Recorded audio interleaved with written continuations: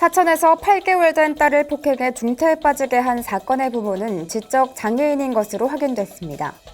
진주시 자원봉사센터는 폐지를 주어 생계를 유지하는 관내 홀로 어르신을 위한 사랑의 리어카를 비대면으로 전달했다고 13일 밝혔습니다. 진주시는 아름답고 쾌적한 도시경관 조성을 위해 오는 6월 10일까지 제9기 진주시 공공디자인 자율봉사단 20명을 모집합니다. 경상국립대학교 대학원은 대학원생의 연구의식을 고취하고 우수한 연구 성과를 격려하며 연구중심대학으로 성장하는 기틀을 마련하기 위해 제23회 젊은 개척 연구자의 날 행사를 개최했습니다. 경남 코로나19 추가 확진자는 14일 오전 10시 기준으로 10명이 추가됐습니다. 잠시 후 자세한 소식 전해드리겠습니다. 시청자 여러분 안녕하십니까? 신동아 경남방송 뉴스 윤혜림입니다. 사천에서 8개월 된 딸을 폭행해 중태에 빠지게 한 사건의 부모는 지적 장애인인 것으로 확인됐습니다. 경찰과 사천시에 따르면 엄마인 A씨와 남편 B씨는 지적장애 3급으로 지역의 한 장애인 시설에서 만나 결혼했고 엄마에게 폭행을 당한 아이는 희귀난치성 질환을 앓고 있습니다. 평소 엄마는 친척집에서 아이를 키우고 있었으며 낮 시간대에는 친척이 A씨와 아이를 돌봤으며 남편은 부모의 집과 A씨 친척집을 오가며 생활했습니다.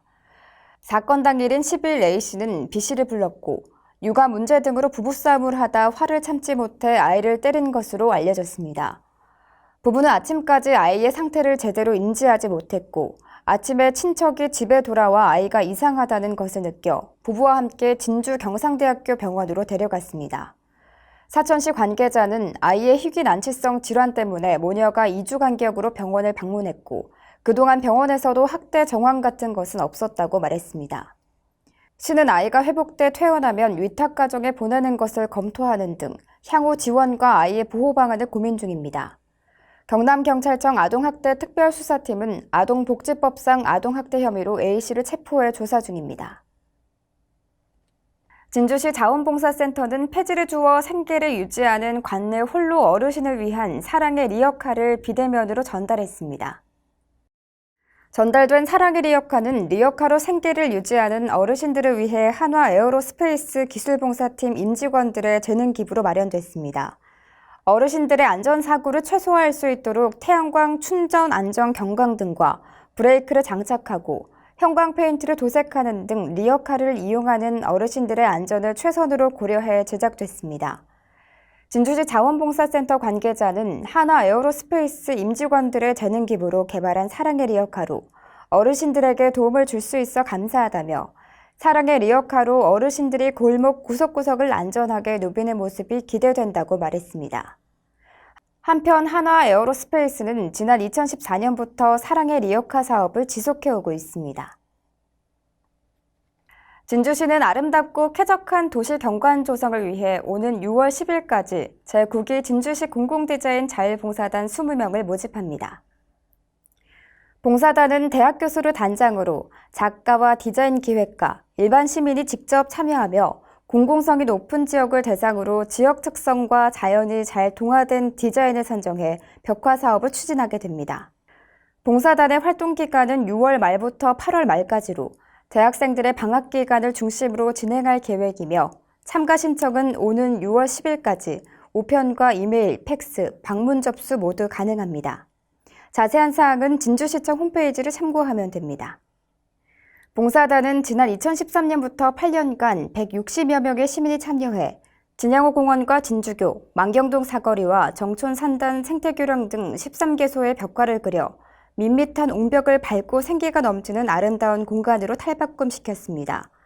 진주시 관계자는 아름답고 살기 좋은 문화예술의 도시 진주를 만드는 데 많은 시민들이 참여해 서로 소통하며 공감하면서 일상 속에서 예술을 체험하고 즐기는 계기가 되길 바란다고 말했습니다. 경상국립대학교 대학원은 대학원생의 연구의식을 고취하고 우수한 연구 성과를 격려하며 연구중심대학으로 성장하는 기틀을 마련하기 위해 제23회 젊은 개척 연구자의 날 행사를 개최했습니다. 이번 젊은 개척 연구자의 날 행사에는 우수 논문을 국내외 학술지에 게재한 100명과 연구실 소개 UCC 공모전 수상 8팀이 상을 받았습니다. 수상자에게는 상장과 최우수상 60만 원, 우수상 40만 원, 개척자상 10만 원의 상금이 수여됐습니다. 경상국립대는 2010년 대학원생의 학문축제인 젊은 개척 연구자 주간을 지정해 매 학기 다양한 학술 행사를 열고 우수 논문 시상식 등 전체 대학원생이 함께하는 한마당 축제를 펼쳐왔습니다.